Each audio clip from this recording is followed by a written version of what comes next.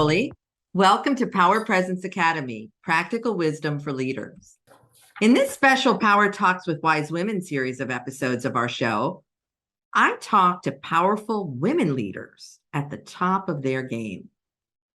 They share their leadership journeys and the wisdom of experience that they've gained along the way with you. If you ever wondered, how did they get there? This is the place to find out. Today's guest is Carolyn Muir.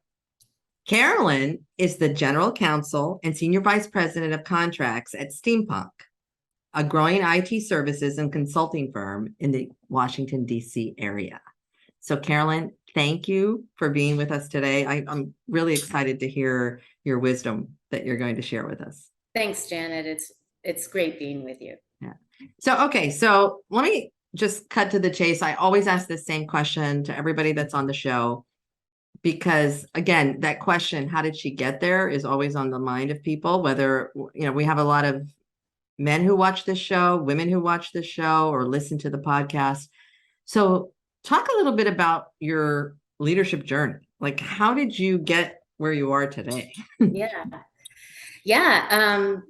So the beginning of my career, I have a 30-year career in federal contracting. Right. And when I was coming out of Penn State as a business major, I had no idea what federal contracting was. Right. So it's sort of, and most of us don't, right? It's like, what is that? It's like this strange, like, what do? You do contracts with federal government, and what is that? Yeah, if you grow up in the DC area, maybe you're familiar with it, but if you don't, you might not know that there's a whole industry. So I'd interviewed for a job with the U.S. Navy, and the interview went very well, and they offered me a job to in Alexandria, Virginia, to work for Naval Air Systems Command, and they explained that they were going to train me on negotiating contracts to buy weapon systems and aircraft for the Navy. Wow! So that sounds like a big job. And so I came to this area, and I did a 3-year internship with the Navy. And actually part of the appeal was part of the benefit in accepting the internship was that they were going to support my MBA. So in addition to going through their internship program, learning federal contracting law and the regulations and how to negotiate large contracts. Right. 6 great years with the Navy. One of the coolest things they had me do, they loaned me out on a foreign military sale, and I ended up buying a fleet of helicopters for the Royal Thai Navy, which, in your mid-20s, that's a pretty amazing thing. Wow, to yeah. given an opportunity to do. In the 90s, there was base realignment and closure, and the Navy was relocating, and the job that I had with the Navy moved. So I found a new job, and I jumped over to the industry side of things.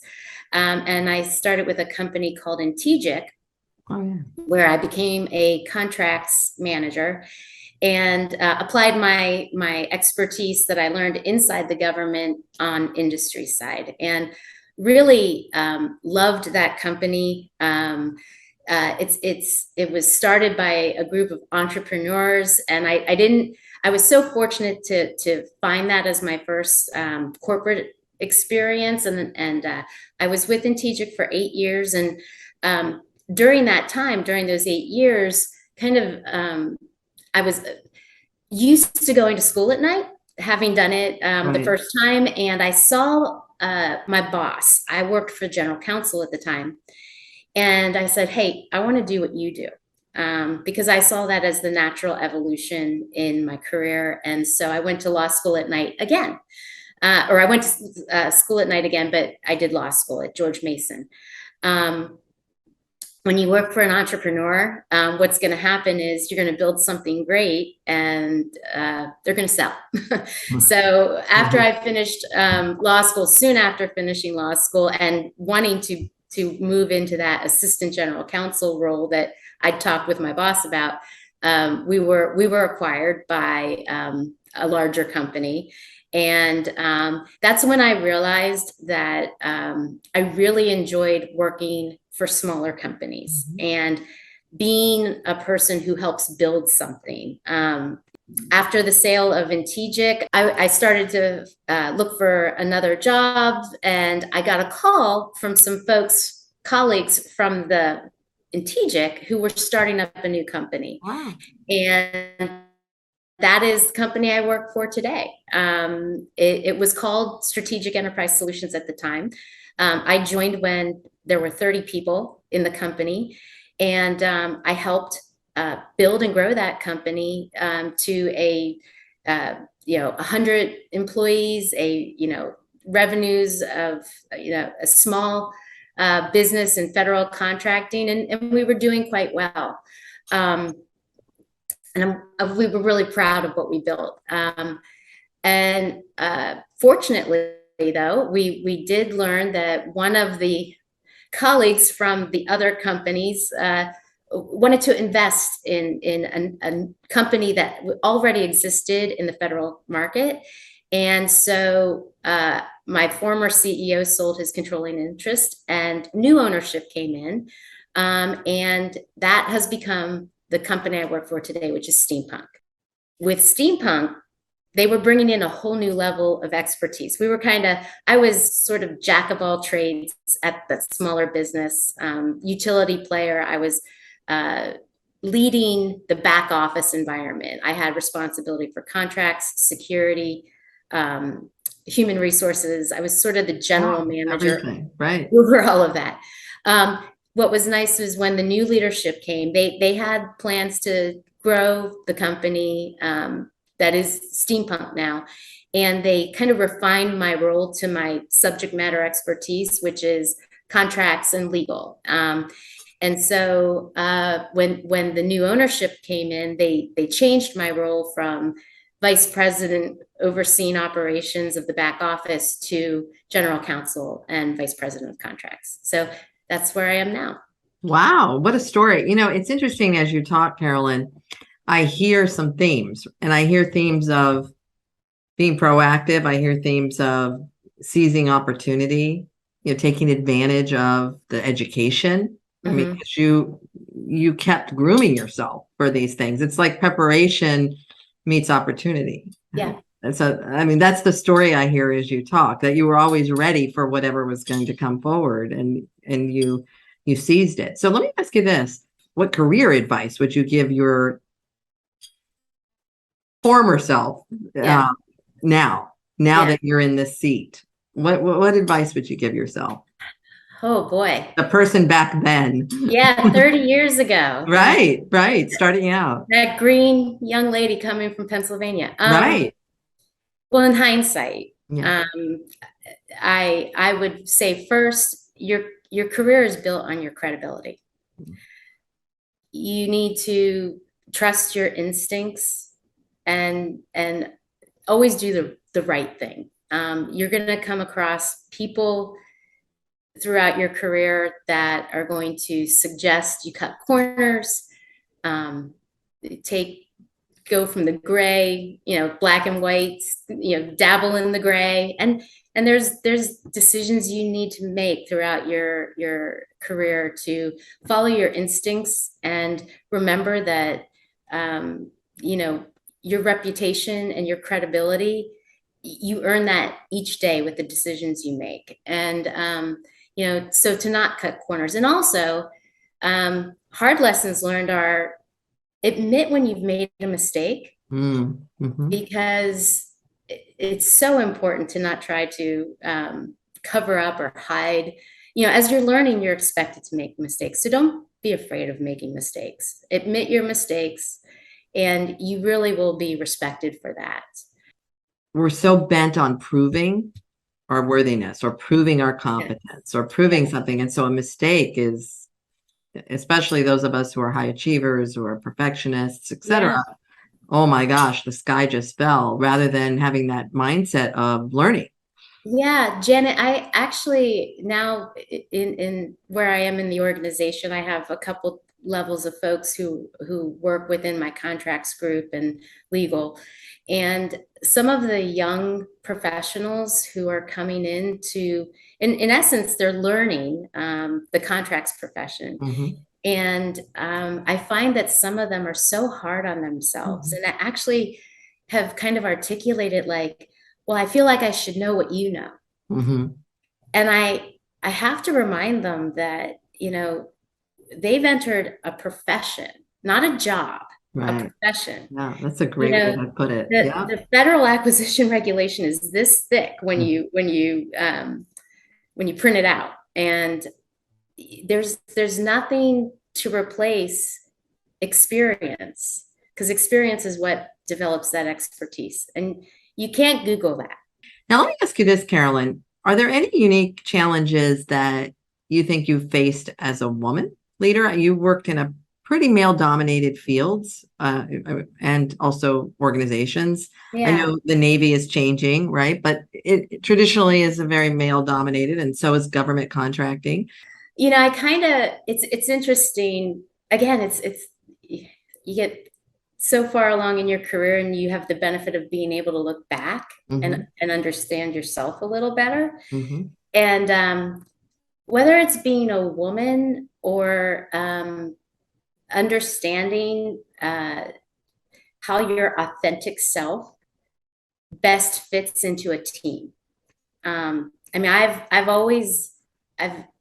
from childhood, my parents are both phys ed teachers. So I was, raised in a very athletic household. So I was in, t-shirt league soccer from a very young age. And on a field, I always gravitated toward a defensive position. That sort of is how, when I migrated toward in business as a business major, I ended up, as I said, a very fortunate introduction to federal contracting. But my direction was in contracting, your counsel, your compliance, your analyzing risk, and that's sort of where my career led me, with a legal background as well. So what I've figured out is I'm a good teammate, and I am comfortable providing that counsel in that, someone's got to play defense. Right. And in this male-dominated entrepreneurial group of people I'm in, they're the ones running to score those goals. And I found that they're happy to have me as the voice on the team that's providing that rounded out aspect of the counsel. The other thing I kind of learned about myself looking back is all my friendships throughout life, friendships with women. All my best girlfriends have been really dominant alpha women, and I love them. They're great. And I have always been a great counterpart and friend and teammate. Maybe I'm the beta to their alpha, but I've also found that kind of suits my personality on a leadership team. And it's not that I'm passive in any way, but I know how to let that alpha personality get their position across, say what they need to say, and when to bring in my counsel and advice. And it's worked out quite well. I think what we're really talking about is personality type and learning what your strengths are and contributing those strengths fully, rather than attributing it to, oh, I have all these challenges because I'm this or that. And I think the story we tell ourselves sometimes becomes self-limiting. So I love your answer there, because I think it's really important that we think about it a little bit that way as well. Yeah. Let me ask you another question regarding this, just regarding being a woman in the organizations you are. Now, there have been quite a few studies about women and this phenomenon known as the imposter phenomenon, or how we label it, the imposter syndrome, which is what we call it now, which really is intense feelings of inadequacy and self-doubt about your abilities, about feeling like not being able to internalize your success, feeling like a fraud sometimes in the role. So can you talk about your own experience with either the imposter phenomenon or feelings of inadequacy or self-doubt that might be helpful to people who are either listening or watching this today? Yeah. Yeah. Actually, my current position is General Counsel for Steampunk. Right. And well, it's General Counsel and Senior Vice President of Contracts. Assuming the role of General Counsel was a big step for my career. And I'm going to go back a little bit and explain how that happened. I talked about how the evolution of my career and how I started to work at the first company in TJIC, and I went to law school at night. And a lot of those folks knew it and knew what my personal goal was. But then it got waylaid by the acquisition of the company and then my different career choices. I remained a business person. I was a lawyer. I passed the bar and I maintained my law license. But at the time, joining a small company, they did not need me as a lawyer. They needed me as a business person. So that's what I remained. I was very comfortable always providing legal counsel in the sense of I was the liaison to outside counsel in the times we needed a lawyer. But I kind of came up as a business person. When the new ownership, the investors who took and acquired my company and we became Steampunk, they knew me. They knew the young woman who went to law school, knew I was a lawyer, and said, "This is great. We're going to, hone her skill set, and she'll be general counsel."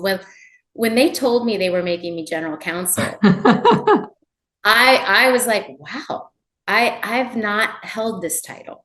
This means something." And so I was full of self-doubt when I was thrilled because the goal I set out 20 years earlier finally came to happened.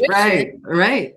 So how fortunate was that? And I was excited for it, but I was intimidated because it means something to hold that title in a company. You are the lawyer, and I have to attribute the confidence of my leadership, specifically my boss, who is the COO of our company, John Harley. He was general counsel previously at other companies, so it was assuring to know that I wasn't out there, without someone who could help and guide me. And I expressed to him some of my concerns and self-doubts, and he just let me know. He's like, "There's nothing you can't do, Carolyn.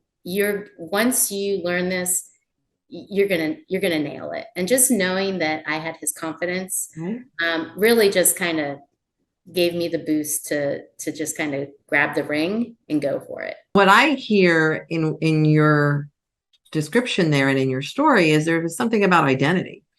Is really owning the identity of being a lawyer and being a general counsel. Yeah. Even though you had the credentials that had not been internalized in your identity yet. Right. And that took some time, but it also took, and it shows the importance in our organizations of mentoring. Right. And how powerful that is to help us internalize a new identity when we're a little bit uncomfortable or we're trying to prove ourselves or validate. So I think that's such a powerful story for people to really to get that as a leader, the mentoring that you're providing doesn't go for it is actually grooming people to step into their identity and their biggest contribution. So that's big. Yeah. And what's happened since then is because of the success and the growth of the company, we realized we needed another attorney to join the company. And so in doing so, I set out to find another lawyer who possessed a set of skills that I didn't. Right. And we've found that person. She's amazing, and she's joined us. And I'm finding that we complement each other very well. I bring some of the experience in federal contracting and business. She's bringing a deep level of experience in employment law, and she's a former litigator, so she has experience I don't have. And so that's been really, really refreshing and such a new challenge to first be a little intimidated to be the lawyer, but then to be the supervisor of another lawyer. Right. Another step for me. And right. But it's really worked out well, and it's really formed a great partnership, actually. Yeah, and there's the other leadership lesson in that, right? Is the hiring people that complement your strengths and also who contribute to the organization maybe a little bit differently than you, because sometimes we tend to hire people who are just like us. Yeah. So I think I like to complement the stories and get real as we have these conversations, because even though everything you're saying is a real story, we leave out the pieces of, oh, darn, this happened. And I left that out intentionally. So could you describe something in your journey that you would characterize as a failure? In your role as a contracts professional, you have certain responsibilities in interpreting the regulations and providing your counsel and guidance. And a lot of times in federal contracting, what the contracts person advises is a compliance issue. And so people tend to follow what your counsel is. So it's an important responsibility. Kind of like just about like the law. Right. Same thing, similar, right? Yeah, exactly. Right.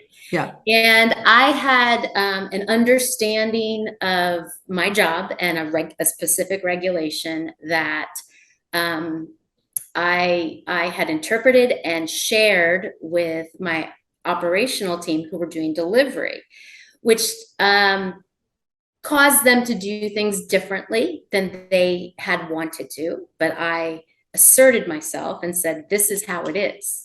And this is what we need to do in delivery to remain compliant and so forth. Later, I discovered that, in fact, the regulation that I was citing and remembering had actually changed. Wow. And I wasn't up to date, and I was giving outdated counsel. And when I realized that, I had to go to the team who I had so confidently asserted myself. Right. And explain to them that I'd made an error, and tell them, in fact, the thing they wanted to do, they absolutely could do, because I had a different interpretation of restriction. And so my colleague, who was quite bothered by my original interpretation, went on and on about, well, you said it was this way, and now it's this. And he just needed to vent for a little while. After a bit, I said to him, I reserve the right to evolve. I love it. And that is the quote that he's a dear friend. We were colleagues for years. And that quote came back to me a handful of times throughout our time together. And to this day, if I change my mind, you'll hear, I reserve the right to evolve. Oh, we're gonna quote. I can see that as a steampunk T-shirt. So I know you guys always absolutely. We're all about the swag with all these inspirational quotes. I love that one. I reserve the right to evolve. That's great. But that's a great story, Carolyn, because I think it illustrates some of the things we're talking about. Is that this continuous growth, this continuing updating, and that we all fall into the non-perfection. We're not going to get it right 100% of the time, even though we want to. And then how do we recover from that? So what's an inspirational quote that you would offer as inspiration to other leaders?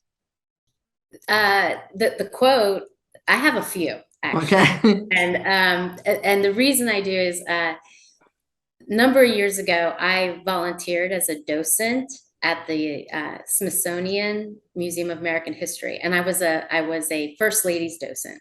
Oh, So I got to know, and I studied and knew a lot about many First Ladies, but my favorite First Lady is Eleanor Roosevelt. yeah, And she had some amazing quotes. she does. Yeah. And actually, piggybacking on the story that I just told you about the right to evolve, one of her quotes is, "It's best to be confident, but not certain." Whoa. And my certainty in that story is what kind of kicked me. Right, right. So, I was very certain in my stance. And again, you should always be confident, but always be open. Like you said, that learning mindset. Right. Things are always going to evolve and change. And so it's important to remember that. So the other quote from Eleanor Roosevelt that I think kind of focuses on leadership is, good leaders inspire people to have confidence in their leaders. Great leaders inspire people to have confidence in themselves. Wow. Yeah. Wow. Yeah. Some wisdom. That is some wisdom. There's enough said, right? I mean, I think that says it all. That's kind of captures the essence of leadership. Yeah. So as our time is up, I would just ask you to offer any other parting words of wisdom you have that I haven't asked you, that you just wanted to make sure that you said today in this very, very rich interview that we had. Thanks. I think we touched on it, but because for the past 4 years, I've had a sort of an evolution in my career, sort of a renewal and a boost.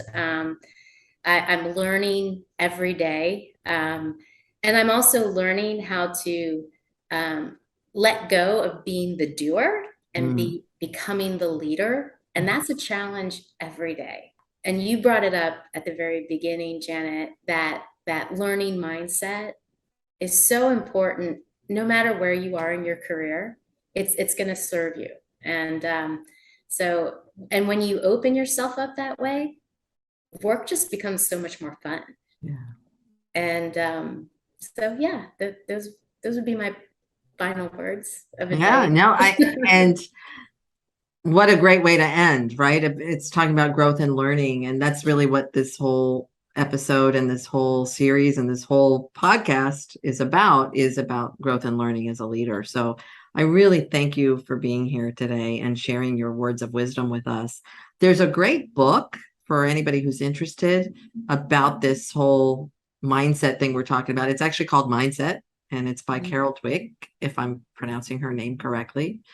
And it talks about this learning. I call it a learning mindset. She calls it a growth mindset, and the difference between fixed and growth mindset. So for those of you listening, if you're looking for a read about this whole concept, it's a great book. Yeah. Thanks again. I've read that book, and it's oh, there you go. Yeah. There you go.